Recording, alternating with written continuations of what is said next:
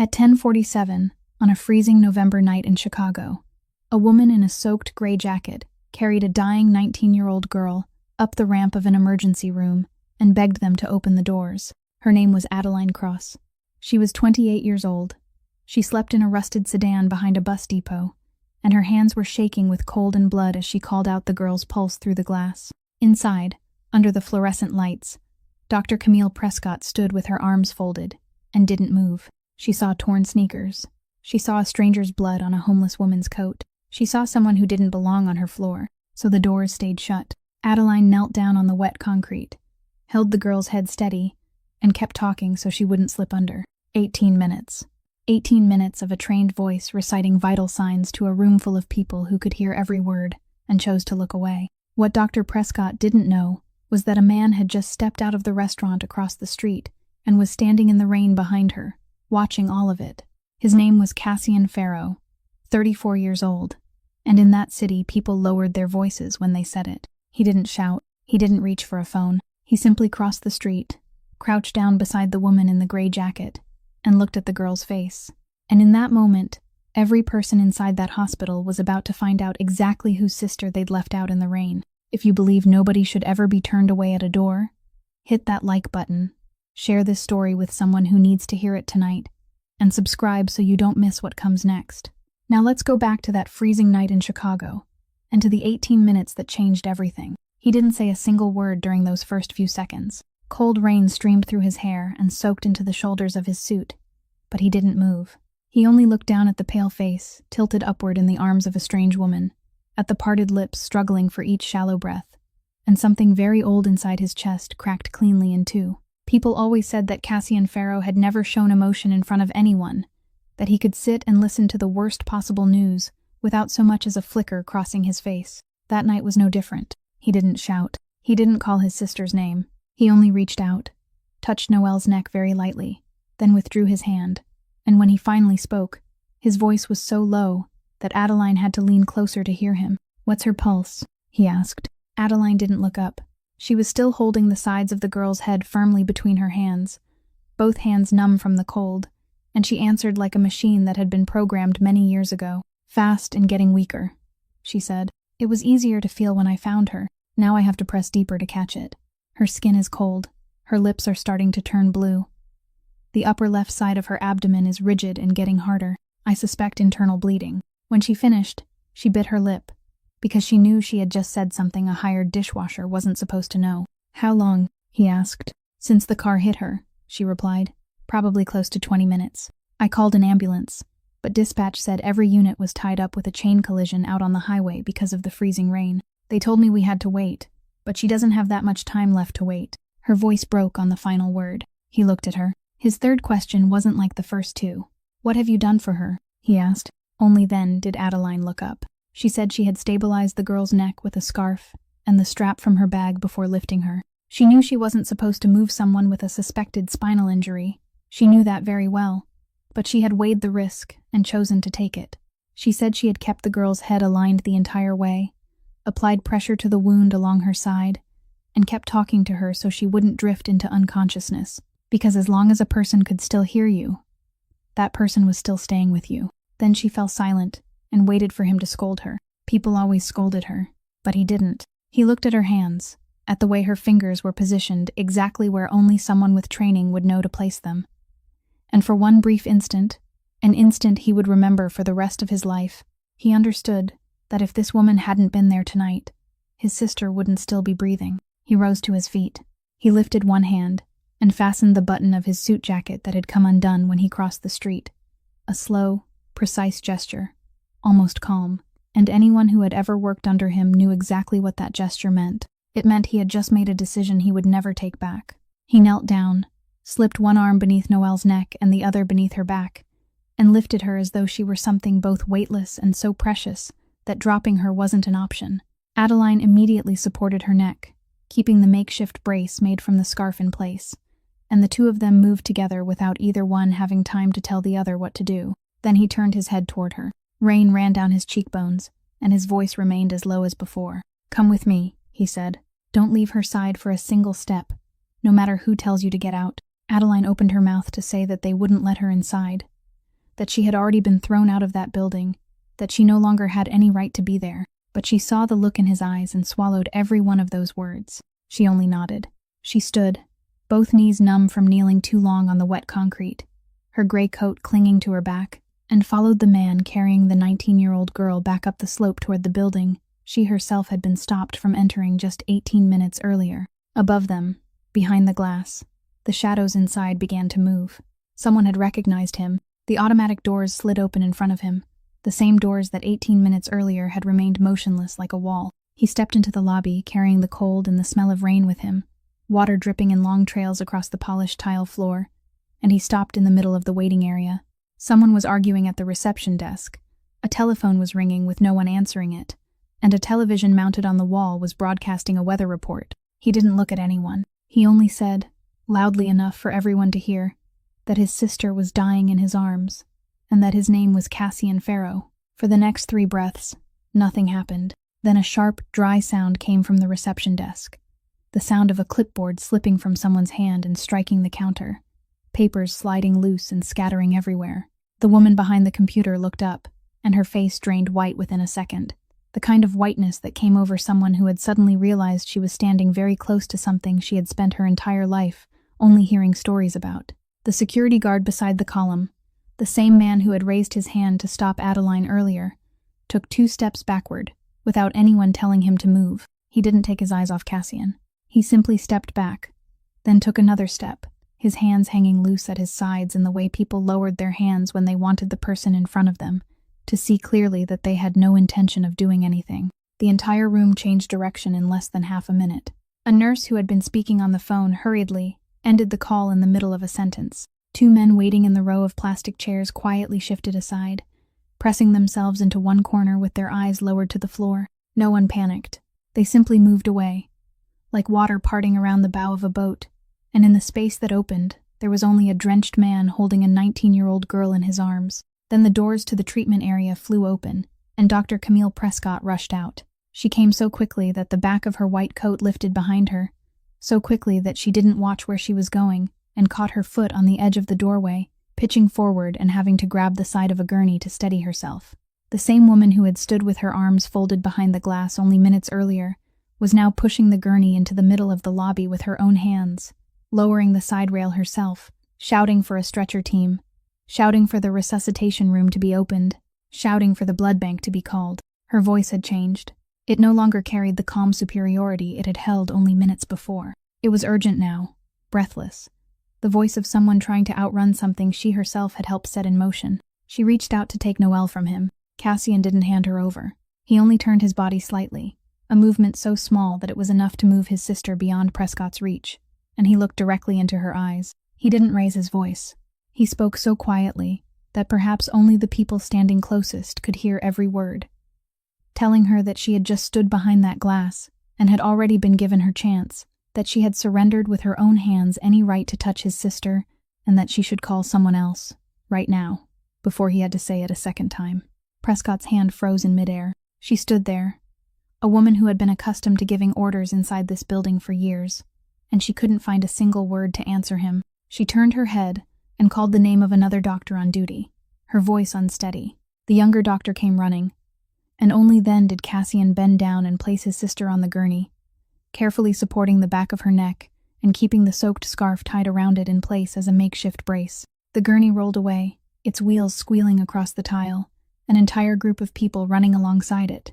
And in the middle of everything being swept forward like that, Cassian turned his head toward the corner beside the entrance, where Adeline stood pressed close to the wall, soaked from head to toe, both hands still stained with a stranger's blood, trying to make herself as small as possible, because she knew very well that she didn't belong on this floor. He looked at her, then said, no louder than before, that she was staying. He told her to follow that gurney, and if anyone tried to throw her out, they could come and speak to him. The operating room doors closed, and the hallway suddenly seemed to stretch on forever.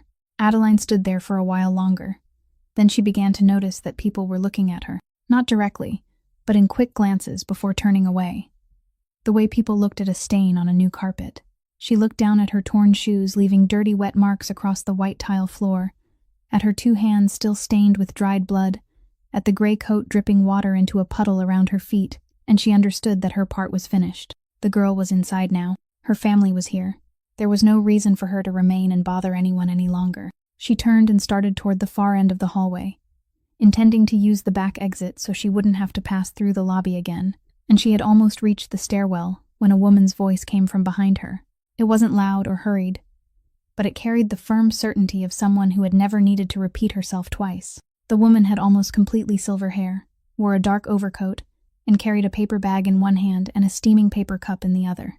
She introduced herself as Bianca Sorel, attorney for the Farrow family, and she told Adeline that she wasn't going anywhere. Adeline started to say that she didn't need anything, that she had only happened to be passing by, that people had already told her to leave once, but Bianca had already placed the cup of coffee into her hands, and the warmth spreading into her numb fingers nearly made her cry for a reason she couldn't explain even to herself. Bianca took a dry sweater and a towel from the paper bag, told her to go change in the restroom, then added that her employer didn't like owing anyone anything, and that if Adeline left now, Bianca would be the one who had to go looking for her, and she was already an old woman, so please don't make her run all over Chicago in the middle of a rainy night. Adeline looked at her for a long moment, then nodded. The next 7 hours were the longest 7 hours the third-floor hallway of St. Auberon Hospital had ever witnessed. Cassian sat in the chair across from the operating room doors, his elbows resting on his knees, his hands clasped together, and he didn't get up even once. His phone vibrated constantly inside his coat pocket. He didn't look at it. 2 men in dark clothing arrived, bent down to say something quietly near his ear, and he only shook his head before they stepped away to stand at the end of the corridor. Adeline sat several chairs away from him, holding the cup of coffee that had gone completely cold between her palms, and she counted every time the doors opened even slightly. Daylight was beginning to appear beyond the windows, the dull gray light of a November morning, when the operating room doors finally opened all the way. The surgeon pulled down his mask. Deep marks from the straps pressed into his face, and said the operation was over. The spleen had ruptured and had to be removed. The blood loss had been severe, and they had needed to transfuse her continuously throughout the surgery. He added that the girl had survived the most dangerous part, but that she would still need close monitoring over the next several days. Cassian stood, and for the first time in 7 hours, his shoulders lowered. Then the surgeon said something no one had asked him to say. He said he wanted to ask one question, and he wanted to know who had given the patient first aid out on the street. The entire hallway went silent. He said her neck had been stabilized correctly, using improvised materials, that pressure had been applied to the wound in her side in exactly the right place, that her head had been kept aligned during transport, and that if all of those things hadn't been done properly, then with the amount of blood she had lost, she wouldn't have had a chance to make it onto his operating table alive. He said he had been doing this work for many years, and knew the difference between someone who had gotten lucky while improvising and someone who knew exactly what they were doing. He said whoever had helped her out there had followed every step correctly, exactly like an emergency room nurse. Then he shrugged, said he was only curious, and went back inside. Adeline remained seated, both hands gripping the crushed paper cup. She didn't look up, but she could feel very clearly that across the hallway, the man had slowly turned his head, and he was looking at her. When they moved Noelle from recovery into the observation room, Cassian followed all the way to the door and stopped there, and for the first time since the night before, he took out his phone. He didn't look at the missed calls. He opened the last message he had sent his sister, read it, then read it again. He had arranged to have dinner with her at 8 o'clock. The meeting had gone longer than expected, and he had texted her to wait a little longer, telling her he was almost finished. She had replied with a smiling face. After that, there were no more messages. She had sat in the tea shop across the street for 2 hours, ordered one pot of tea and then another, her instrument case beside her, waiting. Then at some point she had grown tired. She hadn't wanted to wait anymore. She had stood up, slung her bag over her shoulder, and started walking toward him. Cassian stood outside the hospital room, with the phone still in his hand, thinking about the short distance between the tea shop and his restaurant, a stretch of road that should have taken a 19-year-old girl less than a minute to cross. Bianca came to stand beside him and remained silent for a while, before asking what he intended to do about the doctor. She said she needed to know so she could prepare, because some things could be prepared for and some couldn't. He didn't answer immediately. He slipped the phone back into his coat pocket, looked through the small window in the door at the slight figure lying motionless inside, and said he didn't know yet. Bianca raised an eyebrow, because in all the years she had worked for him, she had never heard him say those 3 words. He continued, very slowly, saying that he knew what he could do, that he knew exactly whom to call, and exactly how long it would take. And that was precisely the problem. He said his father would have needed only one phone call, and by tomorrow morning that woman would have lost everything, and the whole matter would have ended so cleanly that no one would ever speak of it again. Then he turned to Bianca and said he was trying to think of a way to handle this without becoming his father. Bianca said nothing more. She only nodded and wrote several words in her notebook that he didn't see. Meanwhile, downstairs, the light was still on in the emergency department chief's office, even though dawn had already broken. Camille Prescott sat in front of her screen with the phone pressed to her ear, and she had called Gerald Hoyt before 4 o'clock that morning. She told him there had been a procedural incident the night before, that there had been a misunderstanding involving a patient outside the entrance, and that the patient's family was the kind of family the hospital didn't want leaving any gaps in the record. Hoyt's voice on the other end was rough from being awakened. He asked for the name several times, then fell silent for a very long time. After that, the two of them agreed on something very simple. The admission time would be recorded as the moment the patient was brought inside the lobby, which was when her brother carried her through the doors. The time before that, the stretch when the other woman had been kneeling outside on the sloping drive in the rain, would not exist anywhere in the medical record. No one used the word erase. They only said the records needed to be adjusted for consistency. Prescott hung up, then picked up the phone again and called security. Hollis Grady received the call after daylight had fully arrived. He was the man who had stood beside the column in the lobby the night before, the man who had raised his hand to stop the drenched woman from coming inside. He listened to everything Prescott said, that there had been a problem with the entrance camera footage from the previous night, that the storage drive for that area had been making a clicking sound for a long time, that he should check it and, if it had failed, simply report that it had failed. He said yes, then ended the call and sat motionless in front of the row of monitors for a long time. He rewound the footage from the night before. He watched the woman kneel down. He watched himself raise his hand and stop her. He watched himself turn away. He remained there until the morning shift began making noise outside. Then opened a drawer, took out a memory card, copied the entire recording onto it, slipped it into his shirt pocket, and buttoned the pocket closed. After that, he called upstairs and reported that the storage drive for the entrance area had failed, and that nothing could be retrieved from it. He didn't delete a single byte. The following afternoon, Bianca came to his office carrying a file thicker than she had expected it to be. She placed it on the desk without saying anything, pushed it lightly toward him, and sat down in the chair across from him. Cassian looked at the cover for a moment, then opened it. On the first page was an old employee identification photograph, showing a woman much younger than the one he had met the night before. Her hair tied neatly back, the collar of her nursing uniform perfectly straight, her eyes looking directly into the camera. Her name was printed beneath it. He turned the page. Annual performance evaluations, filled with brief comments from supervisors about her ability to handle emergencies, about how calm she remained during night shifts, about the recommendation that she be placed on the priority intake team. He turned another page. A formal complaint, written in her own hand and submitted to hospital administration, followed by a response only a few lines long, concluding that the complaint had no basis. He kept reading. A disciplinary report concerning missing pain medication during one of her shifts, with the department chief's signature in the lower right corner. A signature he had seen on a nameplate the night before. He turned another page. A decision from the state board revoking her professional license. Then he turned one more page, and he stopped. It was a copy of a document bearing the seal of the Civil Registry Office, and in the center of the page was a very short name, beside an age that he had to read twice before he believed it. Beneath that name was the name of the mother. Cassian didn't read another line. He closed the file slowly and rested his palm on the cover. Bianca looked at him and spoke. She said she had read everything that remained, that there were several details he needed to know because they would matter for what was coming next, and that she could summarize them in 2 minutes. He raised one hand. It was only a small gesture, and she stopped. He said no. He didn't want to hear it from a file. He said that if he was going to know that story, he needed to hear it from her own mouth when she was ready to tell it. And if she was never ready, then he would never know. Bianca looked at him for a long time. She had worked with enough powerful men in her life to know that the thing they hungered for most was always information, and that none of them ever turned away from an open file placed in front of them. She didn't ask anything else. She only nodded, pulled the file back toward herself, and put it into her briefcase.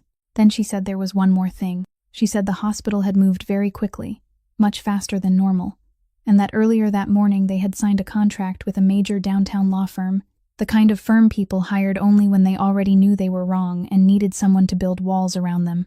She gave him the name of the firm. Cassian didn't frown, didn't look surprised, didn't ask how good they were, how many cases they had won, or what strategy they would use. He only sat a little straighter and asked a single question. He asked who owned the building, where that law firm rented its offices. Bianca was silent for exactly 1 second.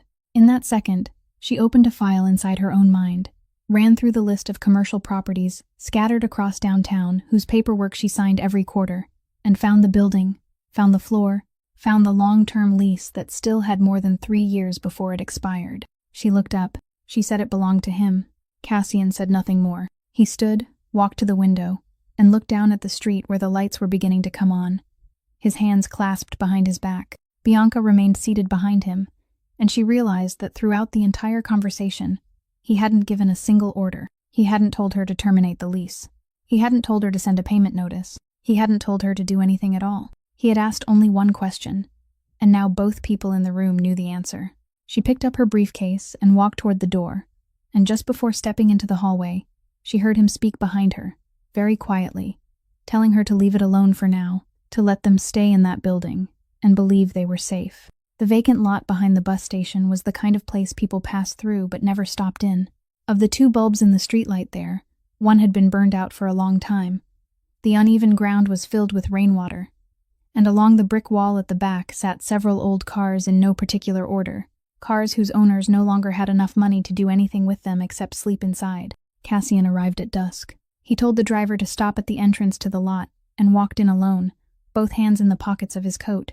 He recognized her car immediately, not because it looked different from the others, but because the rear window had been covered with a piece of cardboard cut to fit it exactly, the kind of thing only someone who had been living there for a long time would think to do. He tapped lightly on the window. There was movement inside, then the sound of someone breathing sharply, then complete silence. He knocked again and said his name. The car door opened after a long while. Adeline was sitting in the driver's seat, wearing the dry sweater Bianca had given her at the hospital, her hair tied back hastily, and the moment she saw him, her first instinct wasn't to greet him, but to twist around toward the back and try to pull an old blanket over the belongings on the rear seat.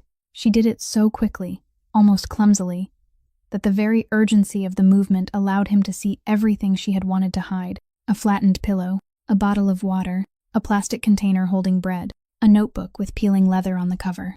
She turned back, both cheeks burning red, and apologized. She said it was cramped in there. She said if he needed to speak with her, she could get out, and they could talk outside. Cassian didn't look into the car again. He didn't say anything like, "It's all right," or "I understand," or "Don't be embarrassed." He knew how those words sounded when the person saying them was wearing leather shoes, and the person hearing them was sleeping in a car. He only told her that his sister had woken up for a little while, and then fallen asleep again, and that the doctors said all of her readings were steadily improving. Adeline nodded, and for the first time since opening the door, her shoulders lowered a little. He asked whether she would mind if he sat down. She stared at him, confused, then hurriedly swept the things from the passenger seat onto the floor. He walked around the front of the car, opened the door, and sat beside her in an old vehicle that smelled of dampness and cold coffee, the two of them looking straight ahead at the brick wall in front of them. They sat in silence for a while. Then he told her that he had held a file about her in his hands, that his people had found everything, and that he had closed it before reading all of it. Adeline turned to look at him, and her face hardened, the guarded expression of someone whose past had been dragged out and used against her too many times. She asked what he wanted. He said he didn't want anything. He said he had only one question, and if she didn't want to answer it, he would stand up, leave, and never ask her again. Then he waited another beat, and turned to look directly into her eyes. "That night," he said, "when you were standing in the street with my sister in your arms, you had a lot of choices." He said there was a small clinic on the other side of the neighborhood. He said she could have waited for the ambulance, just as dispatch had told her to do. He said she understood better than anyone what was waiting for her behind those doors. Then he asked why she had run into the exact place where she had lost her child. The question fell between them like a stone dropping into still water. Adeline didn't answer right away. She raised both hands and gripped the steering wheel, all 10 fingers tightening around the cracked plastic, and she stared at the dark brick wall in front of them for a long time. Outside, a bus from the final run of the day revved its engine and pulled away from the station. Then, she lifted one hand and touched the pocket over her chest, an unconscious gesture. the gesture of someone checking to make sure that something was still exactly where it belonged. And she opened her mouth. She said she had stopped.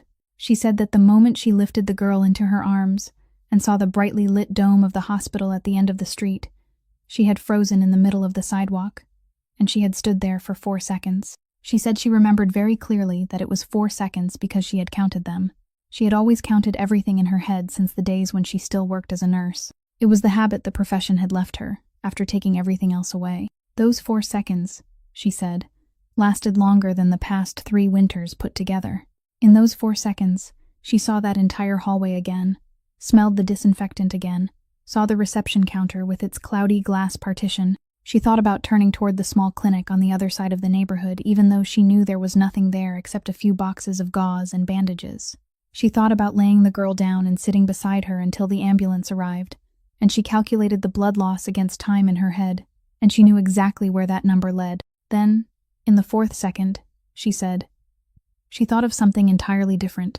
She thought that if she turned her back that night, then everything people had ever said about her would be true, that she was a quitter, that she was the woman who stole medication and then invented a story to cover herself, that she had never deserved the uniform they stripped from her. She said she had lived with those words for 3 winters, and she had never been given any way to prove them wrong until the night a girl was lying on the sidewalk in front of her. So she ran. Then she was silent for a long time, both hands still gripping the steering wheel, and when she continued, her voice was different, much quieter. She said she once had a little boy. She said he loved sitting on the windowsill of the old apartment where the 2 of them lived in the mornings, in the place where the sunlight came through, and he used to sing a children's song he had learned at daycare. He got almost all the words wrong, so wrong that it was funny, and every time she corrected him, he would argue that she was the one singing it wrong. She told him about one morning when he sat there with his legs swinging, holding the little plastic toy stethoscope she had bought at the corner store, and he told her that when he grew up, he was going to be a doctor and take care of her so she wouldn't have to work nights anymore.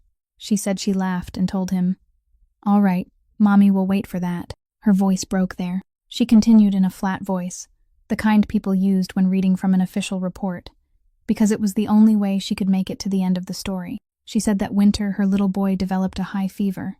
She said her employment contract had just been changed, so their insurance was caught in a transition period, and on paper the 2 of them didn't belong under any category at all. She said she carried her son into the emergency room of the very hospital where she worked, still wearing the uniform with her own name pinned over her chest, and she clearly recited every one of his vital signs to the person at the intake desk, exactly as she had been trained to do, and they told her to sit down and wait her turn. She said she waited. She said the record showed the intake time, the triage priority, and the time of final disposition, and that the distance between those 3 numbers was something she would carry with her for the rest of her life. Then she lifted one hand to the pocket over her chest, undid the button, and took out a yellowed plastic hospital wristband, the kind they put around a child's wrist during admission, so small that it fit entirely inside her palm. She didn't hold it out for him to see. She only held it, looked at it, then put it back where it belonged and buttoned the pocket again. Cassian sat in silence. He was a man accustomed to having the final word in every conversation, but in that moment, he couldn't find a single sentence that didn't sound cheap, so he didn't try to comfort her. He only looked out at the brick wall in front of them and said that he too had once stood outside a door. He said that when he was a boy, his mother developed terrible abdominal pain in the middle of the night, and he was the one who helped her walk to the nearest emergency room. He said they asked for papers. His mother didn't have any. He said his mother didn't speak English well, and she kept apologizing, over and over, as though being in pain were somehow her fault. He said they told the 2 of them to go outside and wait, and they sat on the front steps. He stopped there. He didn't tell her the rest. He only said that from that day on, he learned something, that there were doors in this world that opened only for certain people, and that he had spent his entire life becoming the kind of man every door was forced to open for. Then he turned to look at her and said he had never told that story to anyone before. The next morning, Noelle fully regained consciousness. She woke while it was still early, when the entire hospital floor was quiet, and the first thing she did was turn her head to look for her brother. Cassian was sitting in the chair beside the bed, and he leaned forward the moment he saw her eyes open. She tried to smile, then winced because the movement pulled at the surgical wound. She asked where her instrument was. He told her he would buy her another one, 10 of them if she wanted. She shook her head very slightly and said, "That's not what I meant."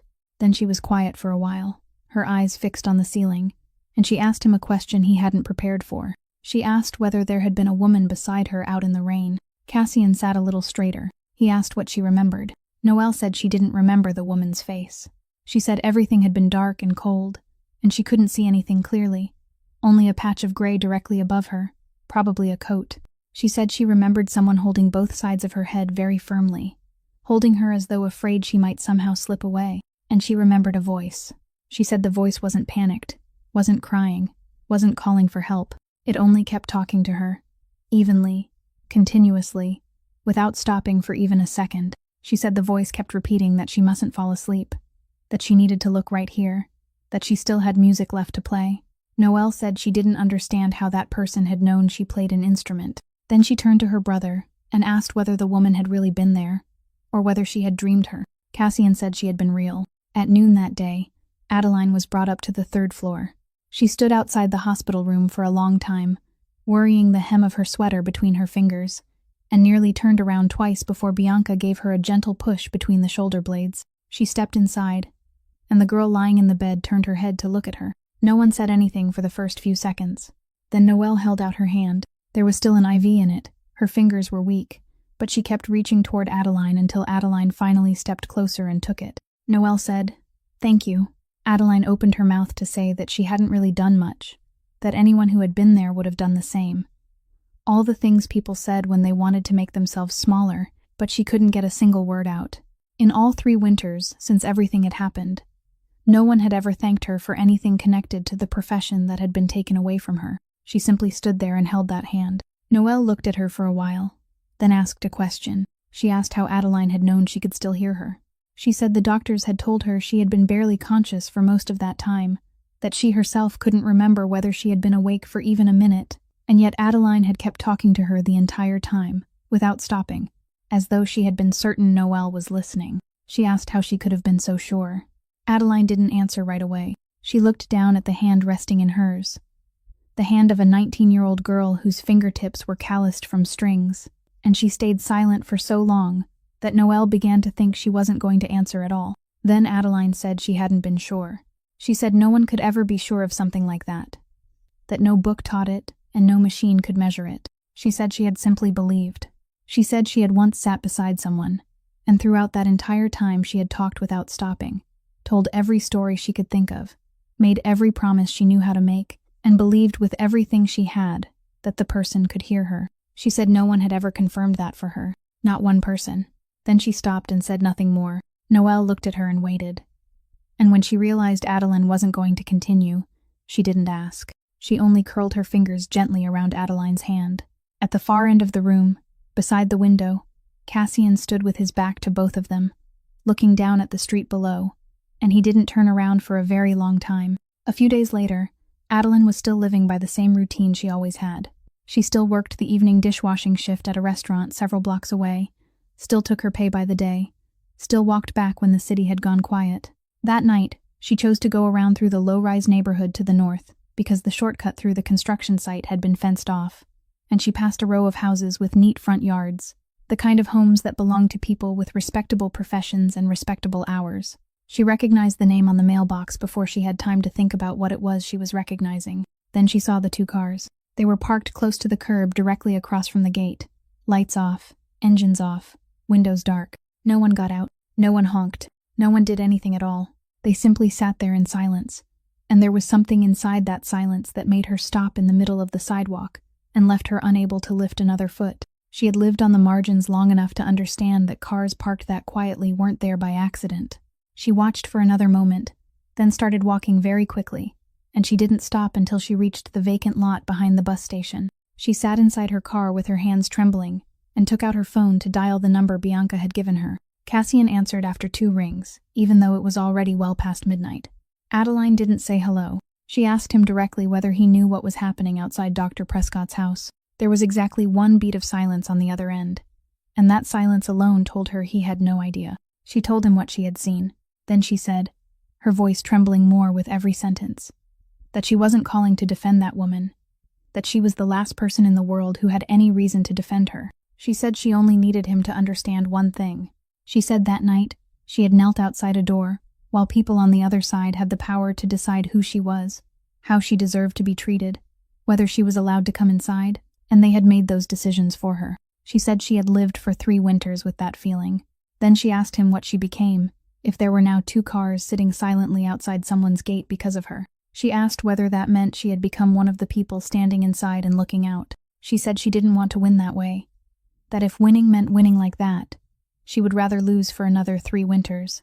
Cassian listened to everything. He didn't interrupt her once. When she finished, he only said he was sorry, that this wasn't something he had ordered, and that it would be over before sunrise. He ended the call, sat in the darkness for a while, then made another call. Ruggero Vitale came to his office before the first light of morning. He was a man who had been part of this house since before Cassian could read, the man who had once driven him to school, the man who had stood in the corner of every room where his father held meetings. He walked in, pulled out a chair, and sat without waiting to be invited. And he didn't look surprised at all when he heard the first question. Cassian asked who had given him permission to do that. Rugg didn't deny it. He didn't apologize either. He said Cassian was letting some woman in a white coat lead him around by the nose, that he was waiting for paperwork and lawyers while the girl was lying in a hospital, and that he hadn't let anyone touch the doctor. He had only put 2 cars outside her house, so she would know someone was watching. Then he looked Cassian directly in the eyes and said that his father had left him there precisely to do the things Cassian didn't have the courage to do. Cassian listened, then nodded very slowly. He said Rugg was half right. Then he said the rest, his voice still as low as ever, that his father had left Rugg there so Cassian would always have something ready to clean up. He said that from that night forward, Rugg was no longer involved in this matter. Rugg sat there in silence for a very long time. Then he stood, straightened the collar of his coat, and walked toward the door without saying another word. He didn't slam it. He closed it very softly, and the sound of that door closing carried more weight than any slam could have. Meanwhile, the case had already begun moving through the system. Bianca had filed a complaint with the state medical board, along with everything she had managed to gather during those first few days, and the most valuable piece was the security footage from the memory card that Hollis Grady had quietly handed over to her, perfectly complemented by the dashboard camera recording from Cassian's car parked outside that night.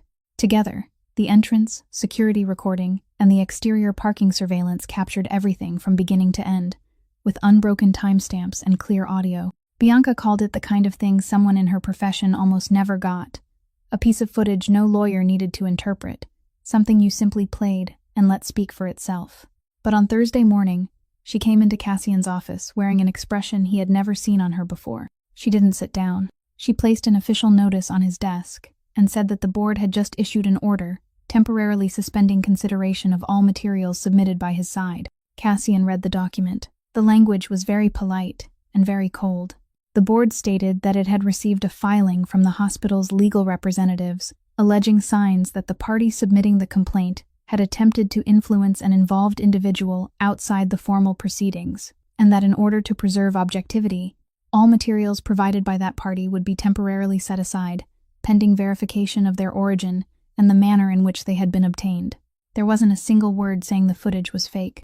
There wasn't a single word saying it had been permanently excluded. They had simply placed it to one side, and in this kind of proceeding, placing something to one side meant burying it. Bianca said the law firm on the other side had moved very quickly. She said they had photographs of the 2 cars parked outside Prescott's gate, captured by the doorbell camera with complete date and time information. She said they also had the police report Dr. Prescott herself had filed with the local precinct the following morning, along with a statement saying that she felt threatened and feared for the safety of her family. Bianca said she had read that report 3 times, and she had to admit it was written very skillfully enough that she doubted the doctor had written it herself. She said the other side didn't need to prove that Cassian had ordered anyone to do anything.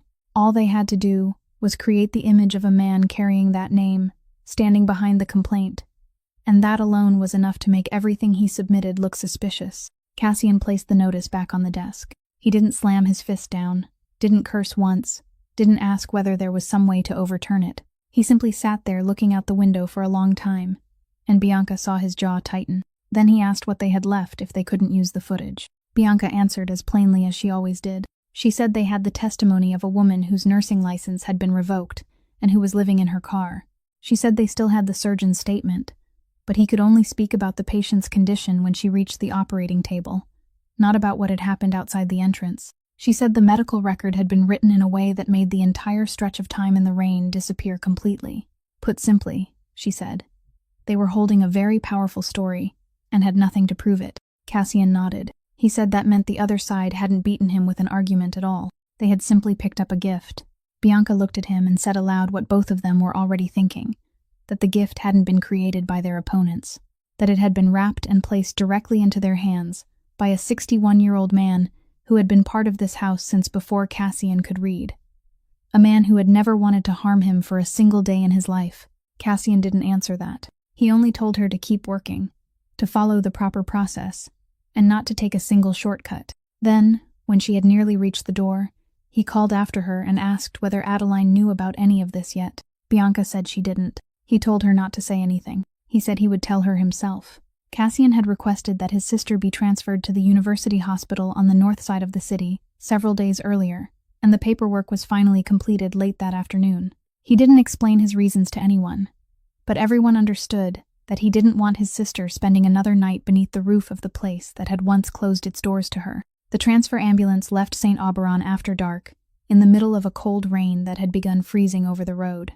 Adeline went with them, sitting on the side bench beside the stretcher, because Noelle had held onto her hand and said, "Come with me," and no one in the ambulance saw any reason to refuse. Cassian sat at the head of the stretcher. They had only gone a few blocks when Adeline realized something was wrong. She didn't say anything immediately. She only looked at the monitor, then down at Noelle's face, then placed the back of her hand against the girl's forehead. There was only one medical attendant on duty that night, a young man named Reyes, and he had already begun to frown as well. Adeline said quietly that the pulse was climbing and the blood pressure was falling, that her skin was cold and clammy, that her abdomen was becoming distended. Reyes looked at her for 1 second, and then he didn't ask who she was anymore. He simply said, "Hold the IV line for me," then reached for the radio, called dispatch, and documented immediately that there was an assisting person in the ambulance at his own request. A few seconds later, he turned to Cassian and said plainly that the girl was bleeding internally, that she needed to be in an operating room in less than 20 minutes, and that with the condition of the roads, the remaining distance would take twice that long. He said, "I'm sorry, I'm telling you the truth." Cassian stood. The compartment was too cramped for him to straighten completely, but he still raised one hand and fastened the button of his suit jacket, slowly and neatly, the same gesture Adeline had seen once before in the rain. Then he took out his phone. On the first call, he spoke only a dozen or so words, giving the name of an avenue and the names of 4 intersections. The second call was even shorter. He said only, "South Lot. Every vehicle with a driver." Right now, on the third call, he said nothing except a first name, listened, nodded once, and ended the call. He sat back down, slipped the phone into his coat pocket, and told the driver to keep going straight, not to turn, not to stop at any light. The driver looked back at him as though he had just heard a very bad joke. A few minutes later, he stopped looking. Adeline saw it first. She was holding the IV line, one hand supporting Noelle's shoulder every time the ambulance jolted, and she glanced up through the side window. The large intersection ahead, the one that was always jammed at that hour with traffic pouring out of the office district, was completely empty. Blocking the right turn lane was a long box truck painted a dark color, its hazard lights flashing steadily. Another one blocked the left turn lane. There were no police, no barricades, no one standing in the road blowing a whistle or directing traffic. There were only several trucks sitting exactly where they needed to sit, and the entire avenue ahead had opened wide like a river split in two. The ambulance tore through the intersection without slowing even once. Then came the second intersection, and it was empty too. The third was empty. Adeline turned and looked behind them, and through the small rear window, she saw a long line of blinking red lights stretching along the entire route they had just traveled, on both sides, evenly spaced, continuing until they disappeared from view, like 2 rows of runway lights laid through the middle of the city. She stared at them for a long time. Then she turned back toward the man sitting at the head of the stretcher, the man who hadn't changed his position once, both hands clasped together, his eyes never leaving his sister's face, who hadn't looked out the window even once to see the thing he had just created. In all the years Adeline had worked in medicine, she had ridden in vehicles like this many times, had heard every kind of siren, had watched every kind of person scramble desperately to win back a few minutes, but she had never seen anyone do something like this without raising his voice, without asking anyone's permission, and without once turning around to see whether anyone was impressed. She didn't ask how he had done it. She didn't say a word. She only tightened her grip around the IV tubing, leaned down close to Noelle's ear, and kept talking to her, exactly as she had on that rainy night, while outside the window, the entire city quietly moved aside to let them pass. They were still a little less than halfway to the university hospital when everything collapsed. Adeline was leaning close to Noelle's ear, telling her that the road outside was completely clear and that they were almost there, when she felt the hand resting in hers go loose. Not loose the way a person's hand relaxes in sleep. Completely loose. She looked up at the monitor, at the exact moment the alarm began screaming inside the cramped ambulance. Reyes threw the roll of tape he was holding onto the floor and lunged toward the head of the stretcher. He shouted that there was no pulse. Then shouted again, his voice already breaking, telling her to start chest compressions because he had to manage the airway and ventilate her, and he didn't have enough hands. Adeline didn't waste even half a second asking him to repeat himself. She had lived inside this moment too many times in her life to need an explanation. She shoved the side seat out of the way, dropped to her knees, placed the heel of one hand in exactly the right position at the center of the 19-year-old girl's chest, stacked her other hand over it, locked her fingers together, straightened her elbows, and brought her shoulders directly above her hands. Then she began compressions. She counted aloud, steadily, never faster, never slowing, her voice filling the ambulance and rising above the screaming alarm and the sound of sleet striking the metal walls. Her hands were trembling. They had been trembling from the moment she placed them on Noelle's chest, and they kept trembling the entire time. But she didn't miss the rhythm once. The ambulance hit a depression in the road, and the whole compartment lurched upward, but her hands stayed exactly where they were. She only lowered her body slightly to keep her balance, then continued counting. Reyes squeezed the ventilation bag in time with her count. He shouted updates to dispatch, shouted instructions toward the driver, shouted even the things that didn't need to be shouted, the way people did when they were afraid. Cassian stood pressed against the wall of the ambulance, one hand gripping the overhead rail, and stared at his sister's face. In his entire life, he had never been in a situation where there was nothing he could order, no one he could call, no door he could force open. He watched the hands of the woman kneeling on the floor, watched the monitor remain flat, watched the seconds on the clock in the corner climb past 20, then 30, and then he spoke. He called his sister's name. He called it loudly, in a voice no one in his life had ever heard him use before.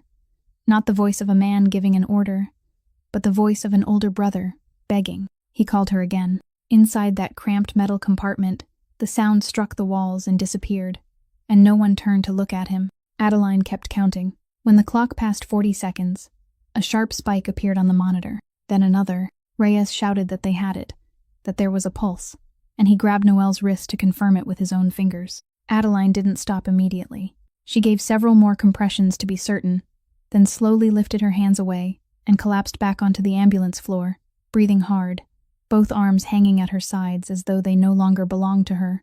Reyes was already calling the update into dispatch while writing quickly on the report, clipped to the plastic board, recording the time circulation stopped, the time the pulse returned, and stating clearly that the person who performed the chest compressions was the assisting individual on board at the direct request of the medical professional on duty.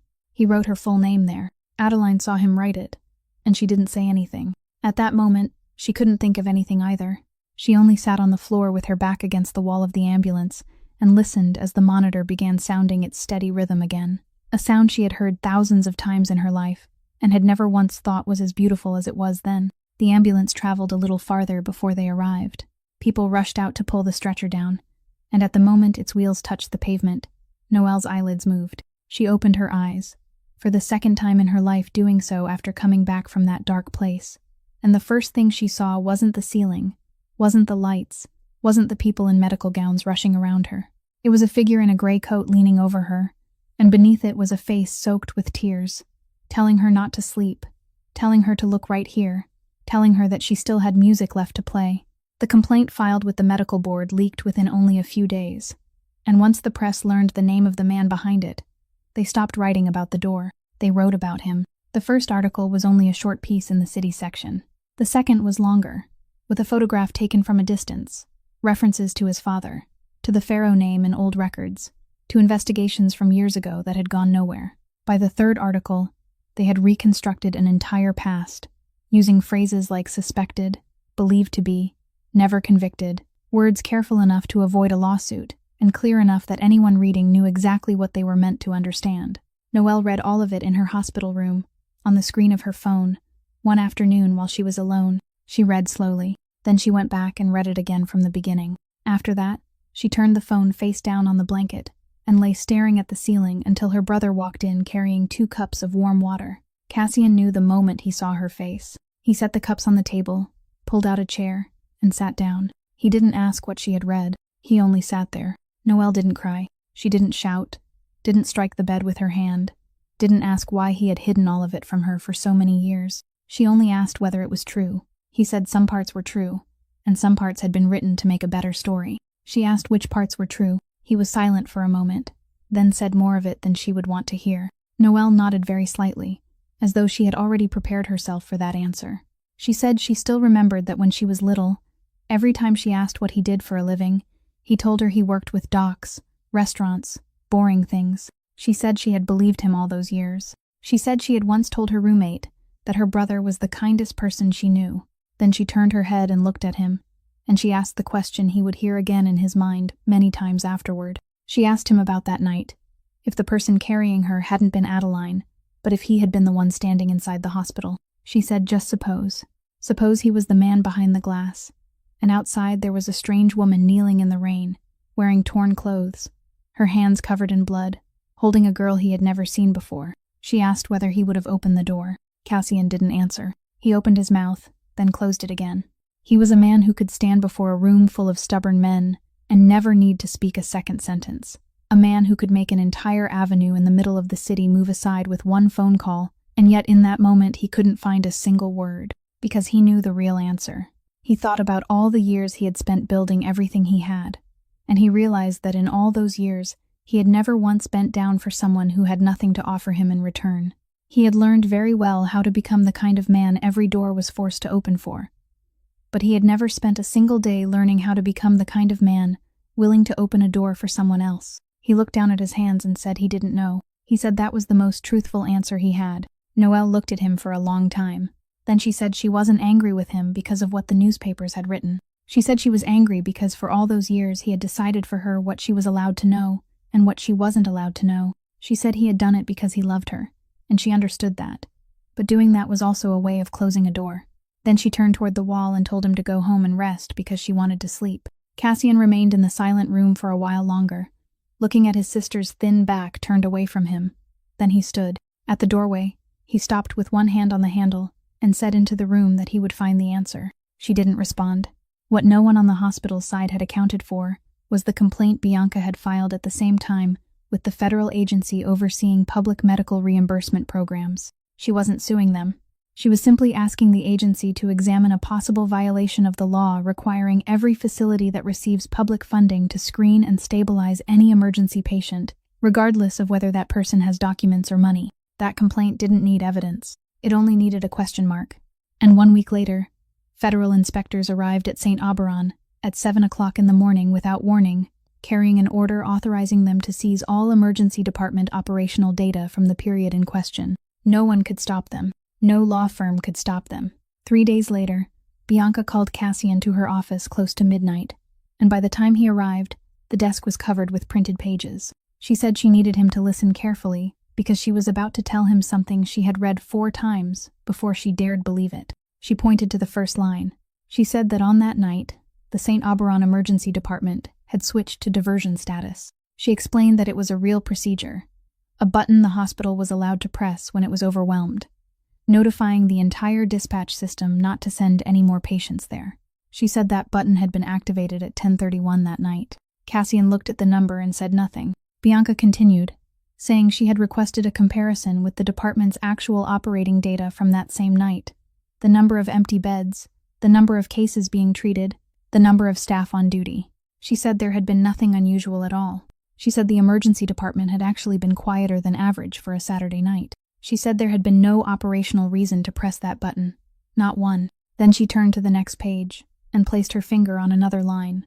She said that in the call log from the telephone used inside the department's administrative area, there was one incoming call lasting less than a minute. She said that call had come in at 10:29. She kept her finger there and said nothing more, allowing him to connect the two numbers himself. Cassian did it quickly.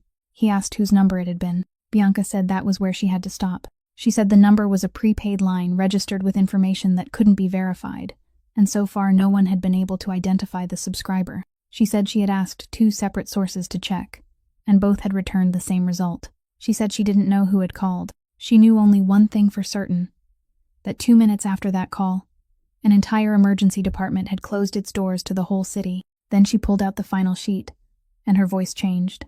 She said she wanted him to see this, not because it would necessarily help the case, but because it was the thing that had kept her awake for the past 2 nights. It was the ambulance dispatch record from that period. She said that from the moment the button was pressed, every case already on its way to St. Auberon had been diverted somewhere else.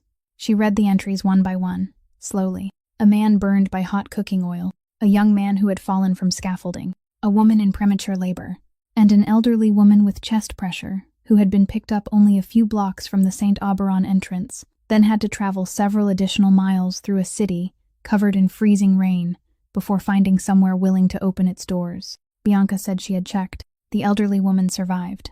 After saying that, she was silent for a moment, then added that his sister hadn't been the only person pushed away that night. There had been an entire list, and no one had ever counted them. No one had ever asked why, because on paper, everything had been done according to procedure. Cassian sat down. He asked how she had gotten any of this if the medical record had already been altered. Bianca gave a very quiet laugh with no amusement in it. She said yes, they had altered it. They changed the admission time, changed the treatment order, cleaned up every line they could think of. Then she tapped one finger against the stack of papers and said what they had forgotten was that hospital software records every single change someone makes, including the time of the change and the account used to log in. She said they had managed to erase their footprints, but no one had thought about erasing the shadow they left behind. The other side knew they were sinking. They knew it even before the inspection report was formally sent out, because in that world people always knew before the paperwork arrived, and when they realized they were sinking, the first thing they did was never apologize. That Friday afternoon, a man in a wool overcoat stood waiting at the entrance to the vacant lot behind the bus station. He didn't walk in. He stayed beneath the light, both hands folded in front of him, until Adeline came back from work and saw him. He introduced himself as an attorney representing the hospital, handed her a business card, and said he had come in good faith, that his client wanted to bring this matter to a close, in a way that would be good for everyone involved. Adeline didn't take the card. She asked what he wanted. He answered smoothly, clearly having rehearsed every word. He said the hospital was prepared to withdraw the entire disciplinary record against her, prepared to issue an official correction to the state board, stating that the accusations from that year had been the result of an incomplete internal process. He said the hospital would formally support her application to have her professional license restored, and that with such a letter, returning to nursing would become little more than a procedural matter. Then he paused and said there would also be financial compensation. He took a sheet of paper from his briefcase and held it out to her. Adeline looked at the number written there. It was enough money to buy back nearly everything she had lost, enough to pay every medical bill still hanging over her name, enough that she would never have to stand over a restaurant sink washing dishes for another night in her life. The attorney added that there was also a small house on the west side, ready to be transferred into her name, with no mortgage attached. He said he understood her current circumstances, and he hoped she understood that very few people in a situation like hers were ever offered an opportunity like this. Adeline stood motionless in the middle of the lot, still holding the paper. The temperature was dropping below freezing. Her breath rose in white clouds. Behind her was the car with cardboard covering the rear window, the place where she would sleep tonight, tomorrow night, and every night after that if she shook her head. She looked at the paper for a very long time. The attorney remained silent, because he was experienced, and he knew this was the moment when silence mattered. He had seen this scene many times before. People always held the paper that long before they nodded. Then Adeline asked him one question. She asked him which line in the agreement mentioned her son's name. The attorney stared at her. He asked what she had said. She repeated it more slowly, saying that 3 winters earlier, a little boy had been brought into his hospital's emergency department, and that the record showed the intake time, the treatment priority, and the time of final disposition. She asked whether any of the pages he had just described mentioned that, whether there was a single line stating that the order had been wrong, whether anyone was willing to say that the mother who had sat waiting in that hallway that night had done everything right. The attorney hesitated. He said the scope of the proposed agreement concerned only the employment matter and the claims relating directly to her.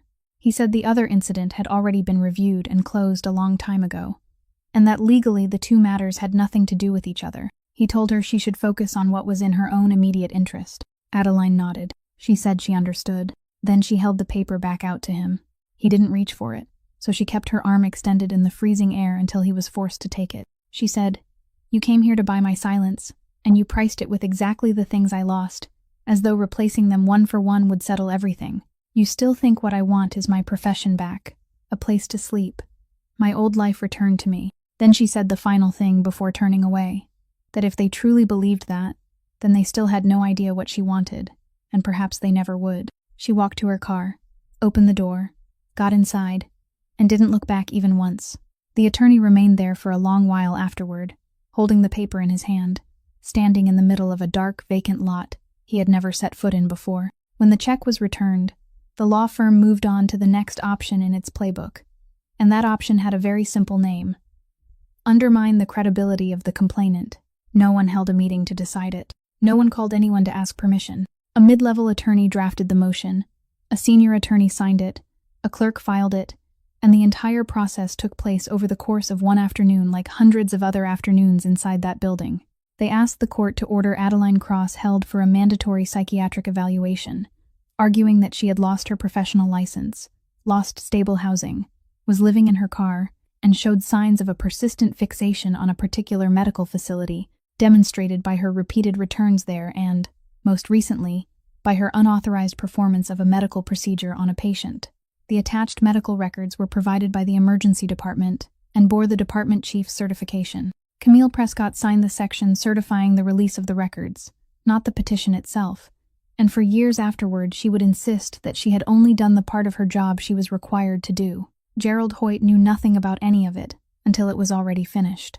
He read a copy of the petition the following morning, and the secretary later said his face had gone pale, that he asked who had authorized this, that he called the law firm and was told very politely that this was a standard step in a case of this kind, that the client had granted full authority, and that if he wished to withdraw the request, he would have to do so in writing. He sat in silence for a long time after that call. He didn't write anything. The order was carried out early Monday morning. Adeline had just finished her dishwashing shift and stepped out through the restaurant's back door while it was still dark, one hand still wrapped in a dish towel because several of her fingers were raw from the hot water. 2 cars were already parked across the sidewalk. People got out, called her by her full name, and read the order to her in even voices, without malice, simply people doing their jobs. She listened to all of it. She didn't ask them to repeat anything. She didn't say, "There's nothing wrong with me." She didn't say, "You've made a mistake." She didn't pull her hands away. She had learned a long time ago that every time someone like her resisted, the file grew by one more page, and that page would remain there forever, to be read again by people who had never met her. So she only unwrapped the dish towel from her hand, folded it neatly, placed it on top of the trash bin beside her, then held both hands out in front of her. By then, several people on the sidewalk had stopped to watch, early vendors, a street cleaner. Adeline didn't look at them. She raised her eyes toward the end of the street, toward the traffic light, searching for a dark-colored car she knew sometimes waited there. That morning, it wasn't there. She lowered her head and got into the vehicle. Cassian received the news while he was still at the hospital with his sister. He didn't break anything. He simply stood, called Bianca, and while she was explaining what they could do within the next 36 hours, the office door opened. Ruggero Vitali walked in without knocking, exactly as he had done for years. He didn't greet him. He went straight to the desk, pulled a crumpled sheet of paper from his coat pocket, placed it on the surface, and smoothed it flat with his palm. It was a handwritten repair receipt from a small garage on the south side of the city, listing the date, the work performed, the right front headlight, the hood, the bumper, and at the bottom, a note stating that payment had been made in cash. Cassian looked at the paper, then looked up. Rugg said he hadn't gone looking for the car. He said the police could find a car, and they had been looking for it for a month already. He said he went looking for the mechanic. He said he had been in this city for 30 years, and in those 30 years he had learned exactly who would repair a car in the middle of the night without asking for documents, without recording a license plate, without keeping anything on file. He said it had taken him only 4 days to visit every one of those places. Cassian started to say something, but Rugg raised a hand. He said, "You were right to throw me out. I ruined things for you, and I know that." Then he looked Cassian directly in the eyes and said, "But you never told me I wasn't allowed to care about you anymore." He straightened the collar of his coat, turned, and walked toward the door. He closed it very softly, exactly as he had the last time. Bianca broke the detention order in 31 hours, and she did it with exactly one piece of paper. She didn't attack the substance of the petition. She attacked the signature. The evaluation certificate attached to it had been signed by a psychiatrist with a private practice on the North Side, and all Bianca had to do was ask him to produce the records of the examination. There had been no examination. He had never met Adeline Cross for even 1 minute in his life. Then she went one step further and found the thing that silenced the entire law firm on the other side. On the date he signed that document, he had been in another state, attending a professional conference, with his name on the delegate list, an airline ticket, and even a photograph of him standing with the organizers posted on the association's website. Adeline was released Tuesday afternoon. Bianca was waiting for her at the door, handed her a coat, and didn't say much, only that every part of this would be documented, line by line, and that someone would eventually have to answer for it. That same evening, Cassian drove alone to the University District on the south side of the city. He parked some distance away, walked in, and sat down on the concrete steps outside an old dormitory building. The night was cold and clear. Students came and went constantly, laughing, talking, carrying books in their arms, and no one paid any attention to the man sitting on the lowest step. He stayed there for nearly 2 hours. Close to 10 o'clock, a young man came walking from the parking lot, headphones in his ears, a cup of coffee in one hand, and he stopped short when he was still several steps away. He looked at the man sitting on the stairs. Cassian didn't stand. He only said the young man's name, Weston, then gave his own. The coffee cup in Weston's hand began to tremble. He knew that name. Everyone in this city knew that name. Even the children who grew up in houses with tidy front yards and painted mailboxes. Weston stepped back half a pace, his eyes flicking toward the building entrance, then back down at the man sitting quietly in front of him, and he didn't run. Perhaps because he understood that running wouldn't change anything. Cassian lifted one hand and fastened the button of his coat. Then, he took out his phone, placed it on the concrete step between them, started the recording, and withdrew his hand. He didn't say a single word. The recording lasted 18 minutes. It began with a woman running into frame, carrying something in her arms. It had sound. Weston stood there with the coffee cup still in his hand, and watched the entire thing. Cassian didn't look at the screen once. He stared straight out at the street in front of him, through all 18 minutes. There was the sound of the woman calling out pulse readings. There was the sound of her calling through the glass. There was the sound of her talking to someone who wasn't answering, steadily, without stopping, talking and talking. Around the 10th minute, the coffee cup slipped from Weston's hand and spilled across the steps. He didn't bend down to pick it up. By the final minute, he had collapsed onto the upper step, both hands covering his head, his shoulders shaking. The recording ended. Cassian picked up the phone and slipped it back into his coat pocket. Weston looked up, his face soaked with tears, and stammered out a question, asking what Cassian was going to do to him. He asked again, his voice breaking. Cassian stood, brushed the back of his coat, and said that he could make Weston disappear from this city before sunrise. And both of them knew that was true. He said that not long ago, he had intended to do exactly that. Then he said that a woman had knelt outside in the rain for 18 minutes, and if he did that now, she would never forgive him. And by this point, her opinion was the only one he still found important. He said that was why Weston got to keep living. He said what happened next was no longer his decision. Then he said one final thing, very quietly, that how Weston chose to live from that night forward was up to him. He didn't threaten him. He didn't say what would happen if Weston did this, or what would happen if he failed to do that. He simply turned, walked down the steps, and headed toward the end of the street with his hands in his coat pockets, never looking back once. Weston Prescott remained sitting on those concrete steps all night, beside the puddle of coffee that had gone cold, until the first light of morning began to appear. The State Medical Board hearing opened on a Thursday morning in a dark wood-paneled room on the 4th floor of the administrative building, and within the first half hour it was already clear where everything was heading. The presiding officer repeated the decision to temporarily suspend consideration of all materials submitted by the Farrow family, saying that verification was still incomplete and that the board would consider only evidence falling outside that scope. Bianca stood and objected. The presiding officer noted the objection and left the ruling unchanged. And so the 18-minute recording remained untouched inside the case file, only a few yards from where everyone was sitting, and no one in the room was allowed to see it. Hollis Grady was called first. He sat in the witness chair with his large hands resting on his thighs and described that night in the plain language of a man who had never appeared before a board in his life. He said he had been ordered not to let the woman inside. He said he had followed the order.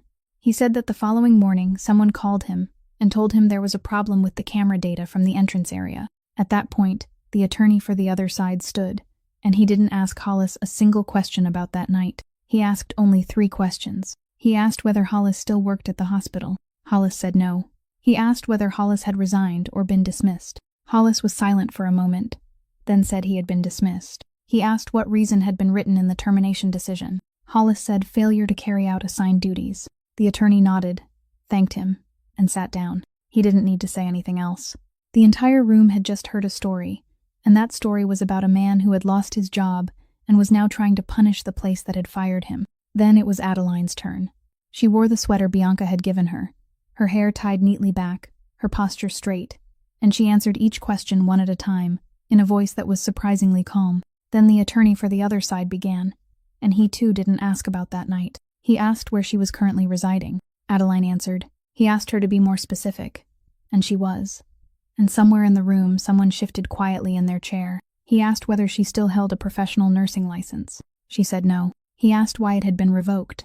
She said there had been an accusation involving missing medication, and she added that the accusation had been false, but the presiding officer reminded her to answer only within the scope of the question. Then the attorney took out the ambulance report and read it aloud before the board.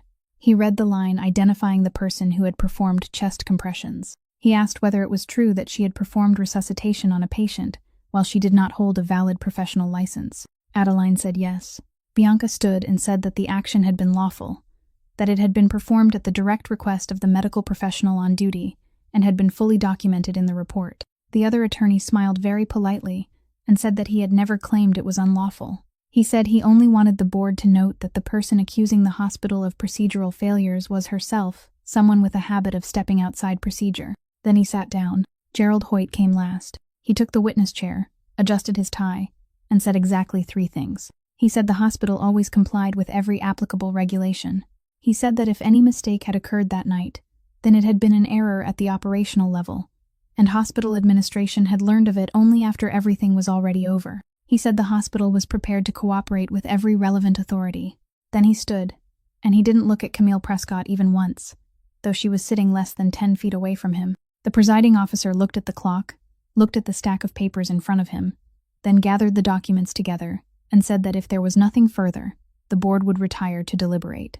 Bianca stood for the last time. She said she was requesting a continuance until the verification of the suspended materials was complete. The presiding officer said the request was noted and lifted the wooden gavel. In the last row, close to the exit, Cassian had sat in silence from the beginning of the hearing. He hadn't spoken a single word to anyone. He had only watched the empty witness chair where, only minutes earlier, that woman had sat and answered question after question, designed to peel her life open in front of 20 strangers. Then he raised one hand and fastened the button of his suit jacket. The wooden gavel had not yet come down when someone stood up in the 3rd row. He was a young doctor, wearing a white coat that still held its sharp folds, a stack of papers in his hand with the edges crumpled from being gripped too tightly. He introduced himself as Owen Brandt, a physician currently working in the emergency department at St. Auberon, and he asked to testify. The attorney for the other side immediately objected, because this witness wasn't on the list. The presiding officer looked at the young doctor for a moment, then said that this board wasn't a court of law, and that the board would hear him. Owen stepped forward. He sat in the witness chair, and for the first few seconds he couldn't say anything at all. He only sat there with both hands trembling violently on top of the papers. Then he said he hadn't come to testify about the night in November, although he had been there that night and would speak about that too. He said he had come to testify about something that had happened 3 winters earlier. The entire room went silent. He said that at the time he had been a first-year resident, only a few months into his assignment in the department. He said that one night, after a case had already been closed, he had been called upstairs and instructed to log into the system and change the waiting order in the medical record of a pediatric patient. He said the person who gave him that instruction was the department chief. He said he had seen the patient's name, had seen the intake time, had seen the recorded time of final disposition already entered there, and had understood that changing the number would alter the meaning of the entire record. He said he had intended to ask why. Then he said he hadn't asked. He said he had been 26 years old, had just taken out the final loan he needed to finish medical school, and the person standing behind him was the person who decided whether he would be allowed to remain in that department. He said he typed in the number, pressed save, then went home, and he had lived with what he had done for 3 winters. He said there hadn't been a single night when he hadn't thought about it. Then he looked up toward the row where Adeline was sitting and said that on that November night, when he stood behind the glass and saw that woman kneeling outside, he recognized her. He said he stood there for a while, and he understood that if he remained silent one more time, he would never truly be a doctor again, even if he kept wearing that white coat for the rest of his life. So he logged into the system and documented the truth. He placed the stack of papers on the table and said that these were printed audit logs showing the edits made to both medical records, and that he understood very well that once he finished saying what he had come to say, he would lose his profession. The room remained silent for a very long time. Then everyone turned toward the woman sitting in the row on the left. Adeline stood. She stood there with both hands held in front of her and told the presiding officer that she wanted to say one thing. She said she had waited 3 winters to know who had typed that number. She said she had imagined that person many times. Then she said that the man had just stood up on his own when no one had forced him to stand. And she asked the board to remember that when they considered his case, Owen began to cry in the witness chair. At that exact moment, the door at the back of the room opened.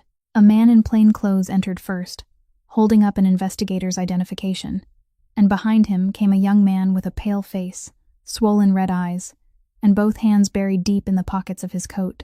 The investigator said the young man had voluntarily presented himself at the station the night before, had given a formal statement, and that part of what he had disclosed fell within the board's jurisdiction, so he had been asked to bring him here. Weston Prescott stepped forward before the board. He didn't look toward his mother. He only testified that on that November night, he had been driving past the corner south of the hospital, had struck a pedestrian, and had fled the scene. Then he said that the first thing he did afterward was call his mother. The presiding officer asked what time he had called her. He said 10:29 at night. He said his mother told him to go home and not tell anyone. Inside that wood-paneled room, 20 people understood the same thing at exactly the same moment, and that moment passed through them like a cold wind. 2 minutes. 2 minutes after that call, an entire emergency department had closed its doors to the whole city. Camille Prescott didn't beg. She stood, and she didn't address the board. She turned toward Adeline. She said that on every night shift, she had 12 beds and 40 people waiting outside, that someone always had to sit down and choose, and that Adeline had never spent a single day being the person who had to choose. Adeline looked at her. She said Prescott was right. Then she said that on that night, Prescott hadn't been choosing between hospital beds. She had been choosing between a stranger and her own son, and that was the instinct of a mother, not the decision of a physician. She said Prescott had put on the white coat to hide it. The board issued its decision at the end of that winter. Adeline Cross's professional license was restored, accompanied by an official correction and a letter of apology signed by the chair of the board, stating that the previous accusations against her had been unfounded and had resulted from an internal process that lacked objectivity.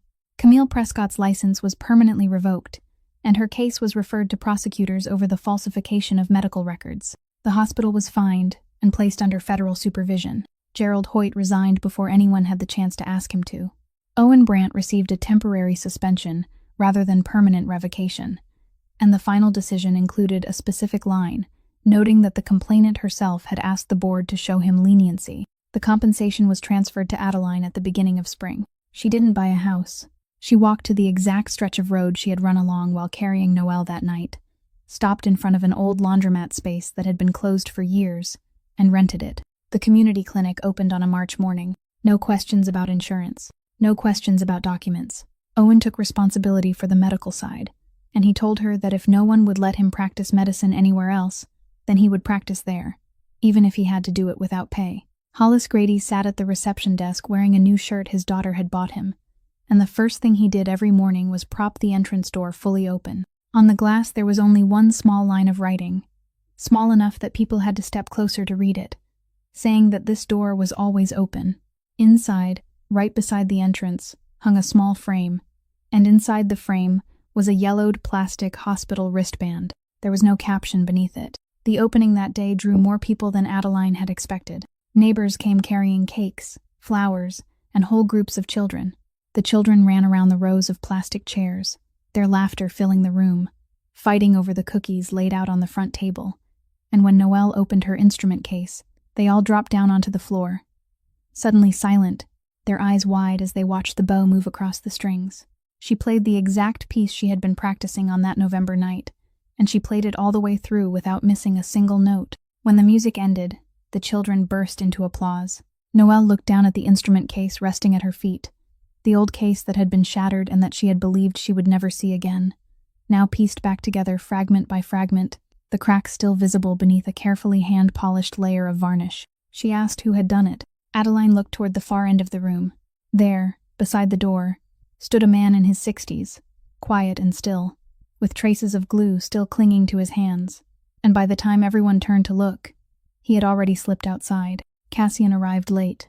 He stood on the sidewalk looking through the glass, watching the children, watching his sister, watching the woman moving through the crowd and shaking every person's hand. He lifted one hand toward the button of his suit jacket, that same gesture, for the 4th time. Then he stopped. He unfastened it instead. Adeline came outside to find him. She asked why he wasn't coming in. He said she already knew what people called him, and he said that today belonged to her, that a name like his didn't belong in that room.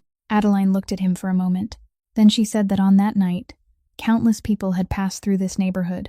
Countless people had seen what was happening, and not one of them had stopped. She said the only person willing to kneel down on wet concrete beside a stranger had been him. She said she didn't care what people called him. He looked at her, then at the open door, and he stepped inside. This story leaves us with something very simple. A person's dignity doesn't lie in the shoes they wear, the address where they sleep, or the card they carry in their pocket. There are people who put on the uniform of a healer and somehow forget the human being in front of them. And there are people an entire city may call dangerous, yet they are the only ones willing to kneel on wet concrete for someone they don't even know. In the end, what defines us isn't how much we have, but what we do when we stand before someone who can never repay us. A door opened at the right moment can save an entire life, and every one of us is holding a door like that in our hands. If this story touched your heart, please subscribe to the channel, press like, and share it, so we can continue listening to more meaningful stories together every day. Tell us how you felt about today's story by leaving a few words in the comments. We truly hope to hear the deepest feelings in your heart. We wish everyone watching this video abundant health, happiness, and peace in every day of your life. Goodbye for now, and we look forward to seeing you again in the next video.